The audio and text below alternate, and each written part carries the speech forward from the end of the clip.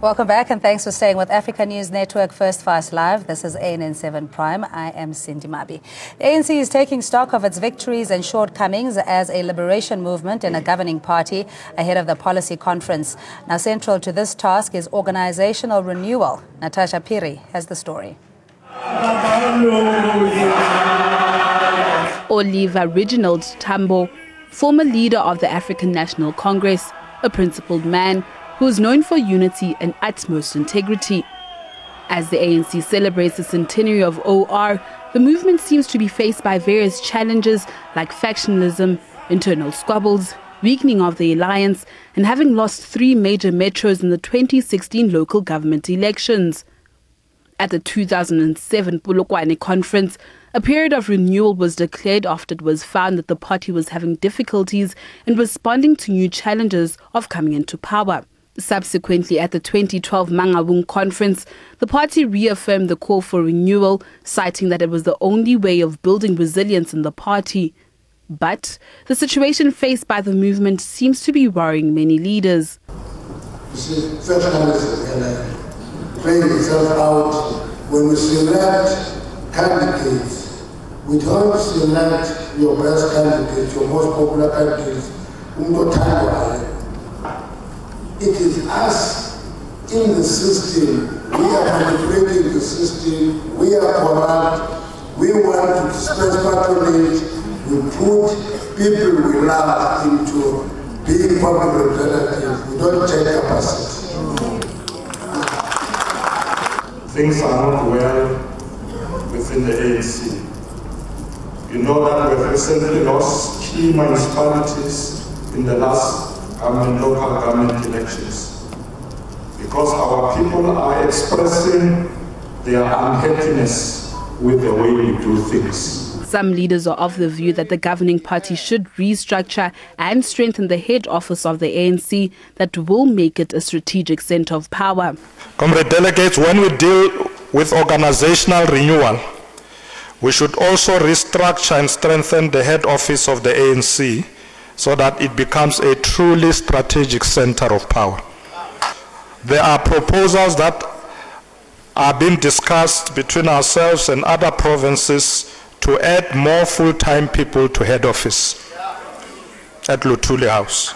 The 5th ANC National Policy Conference, themed Let Us Deepen Unity, comes at a pivotal time where the life and soul of the organization is being tested.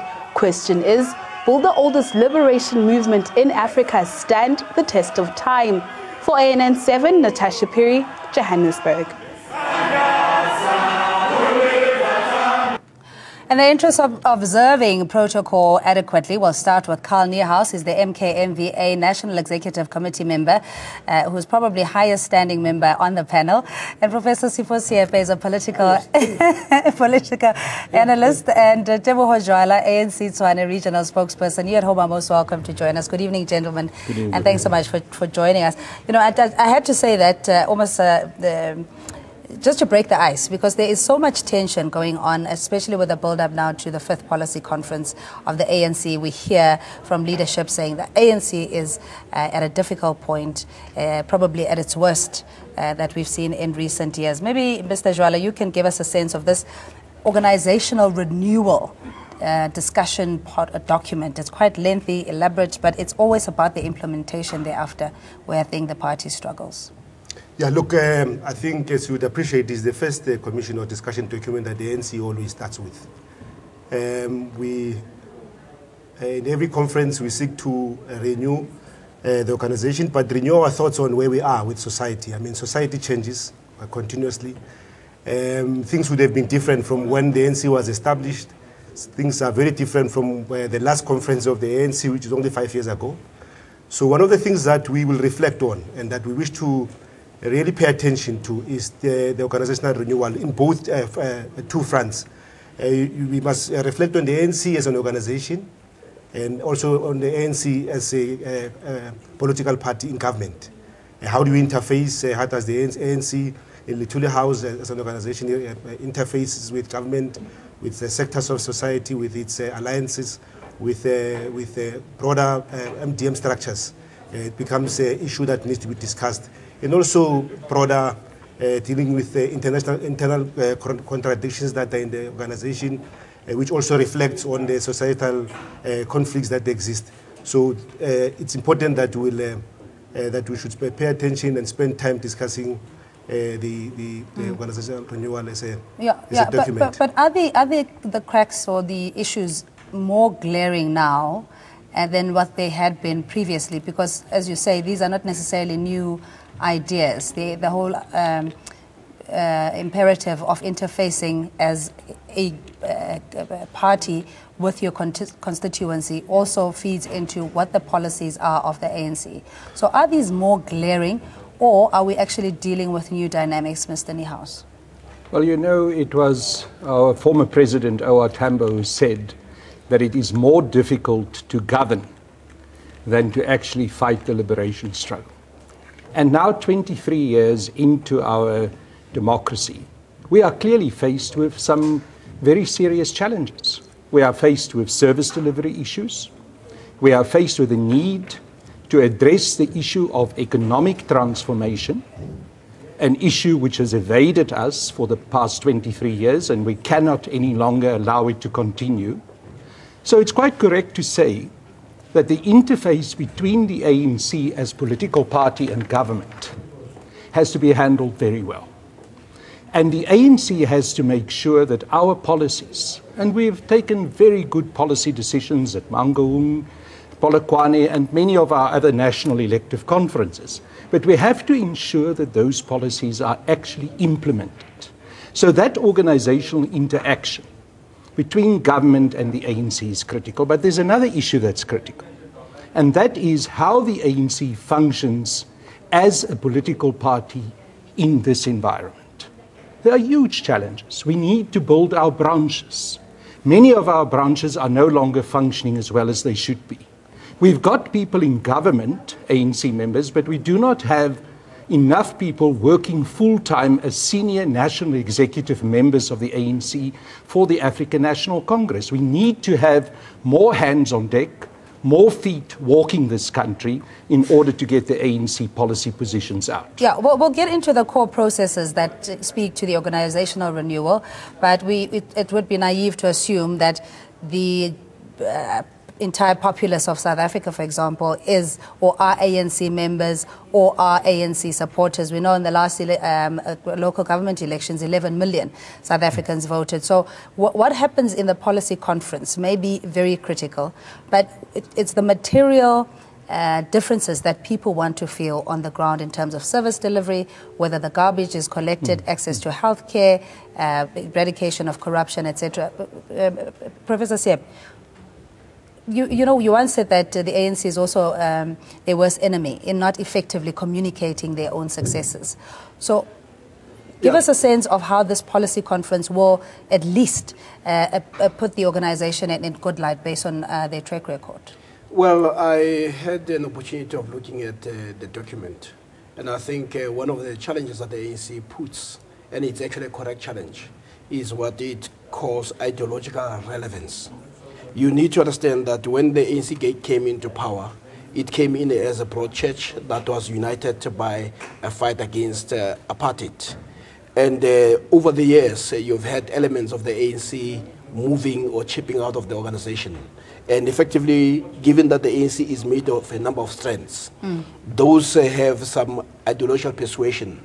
So the ANC must address that given that some of the strands that we had actually moved out, do we still continue to say we are a broad church in the same way that we defined ourselves in 1994? So that is very important to define, because there are times when you listen to some members of the ANC, you would actually think that members of the EFF. There are times when you listen to them, you think, oh, but this is a UDM speaking, or this is a Democratic Alliance speaking. So having clarity of thought in terms of where you stand, and also coming up with what you call a minimum program of action. I'm raising these issues because if you look at Parliament, there are no less than 5 parties that are there that are offshoots of the ANC. So effectively, they have taken some part of the ANC that they are going to be able to articulate.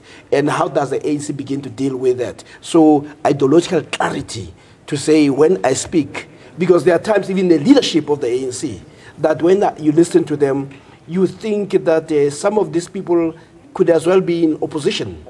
And so that is the first. And then there's the issue of discipline.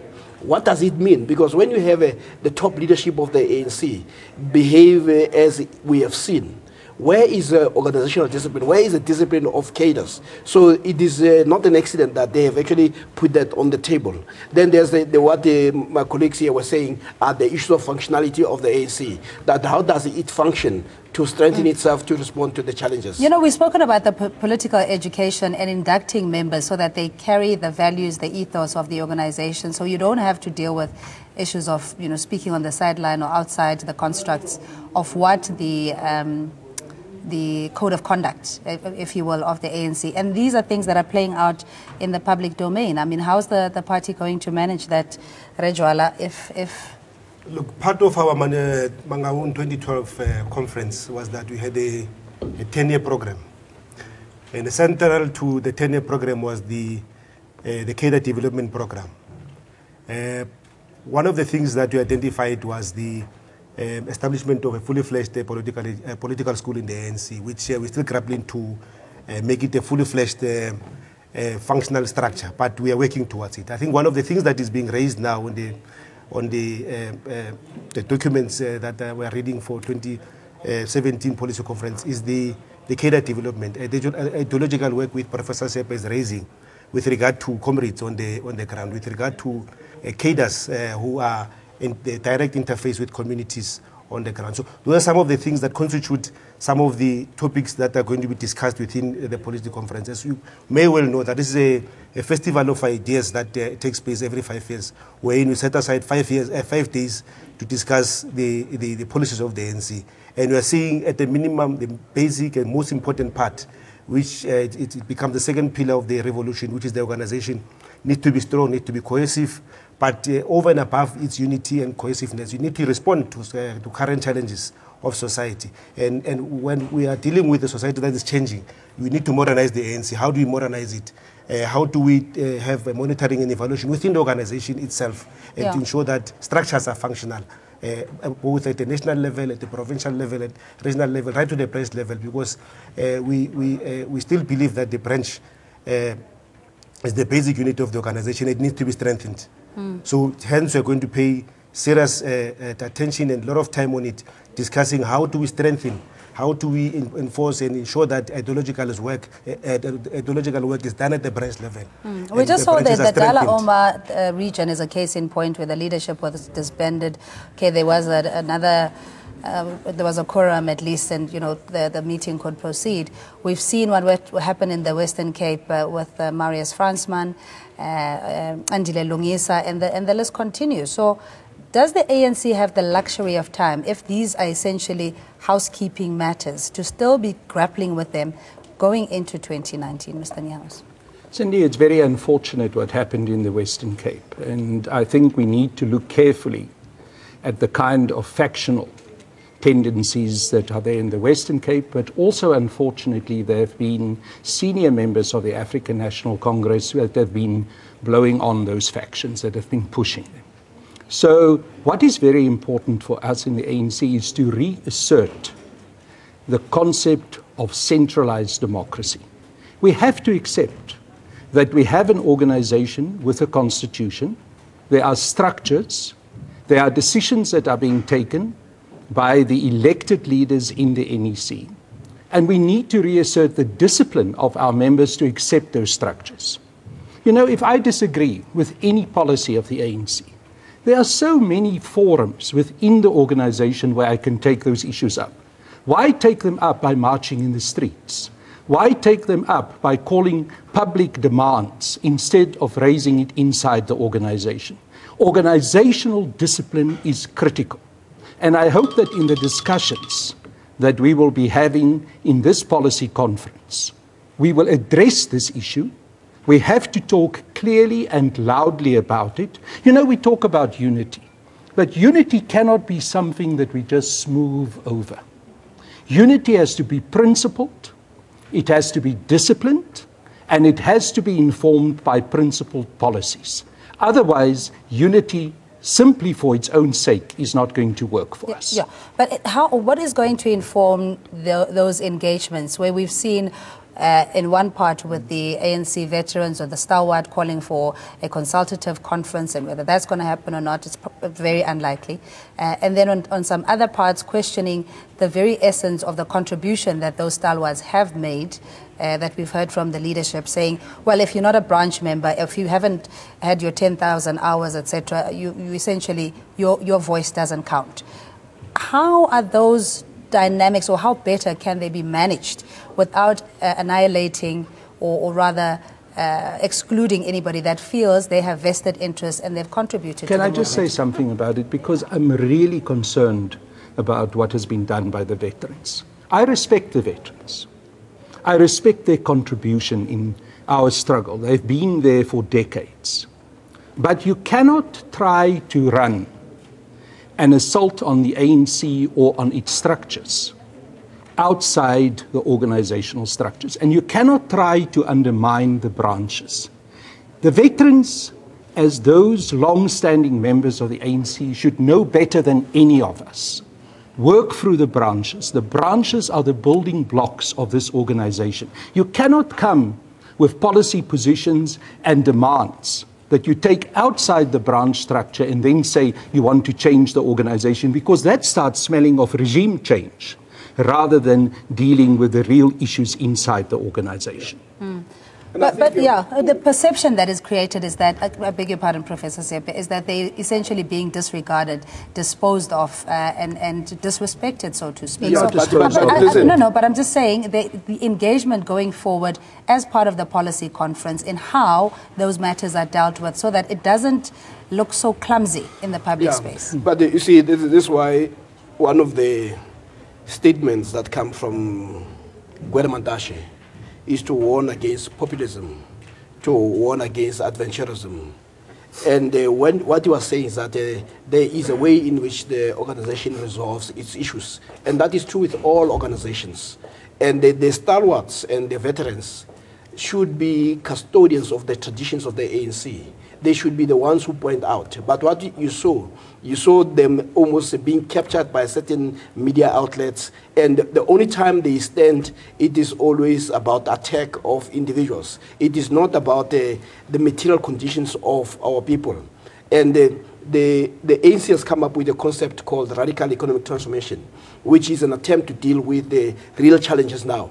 If you listen to them, you won't hear them talk about those issues. We've had over 2,000 protests in this country before last year's election. Professor Sepe, let's just go back exactly. Exactly. Radical economic transformation, white monopoly capital. There's still a debate within the ANC on whether these even terminologies or concepts exist, depending on who you're speaking to. We just heard from ANC Gauteng, and some saying that it's essentially sloganeering, it's empty. There's been the RDP, there's been Asgisa, and there's been, what was the other one? No, but there's been a couple of those interventions. We have protests in this country. And this comes from the ANC, by the way. We have protests in this country almost on a daily basis. Those protests have a name. The name is unemployment, it's poverty, it's illiteracy, it's education, it's infrastructure, it's jobs. So the question that you need to ask is that in these global challenges that we have, how do we begin to resolve that? But going out there, showing how much you show that you hate somebody, is not the way you deal with organizational challenges. The ANC claims always that it is the leader of society. And what you need to do is say, what is society saying? And it is the failure to resolve those issues that happen on a daily basis. Before elections occurred, here in Gauteng, the issue was in Zandspruit. It was all about jobs. It was about the squalor. It was about those conditions. If the ANC begins to say, how do we build a capable organization that will respond to this issue, then it will move towards a renewal. Otherwise, other parties are going to take over that space. Cindy, I want to ask, we have black economic empowerment in South Africa. Why do we have it if there was not something like white monopoly capital? I don't understand any of these ANC members who now say that white monopoly capital doesn't exist. I can bring them documents of the last 3 decades where the issue of white monopoly capital has been addressed time after time. And the important thing is, this is a central part of our understanding of how South Africa has come about. South Africa has come about through colonialism that then morphed into white monopoly capitalism. Anyone who tries to deny that denies the reality of South Africa. The ANC is clear about it. The people who say that it doesn't exist are people who are now revisionists. They are not expressing ANC policy, and when they try to say that they express ANC policy, they are wrong. Yeah.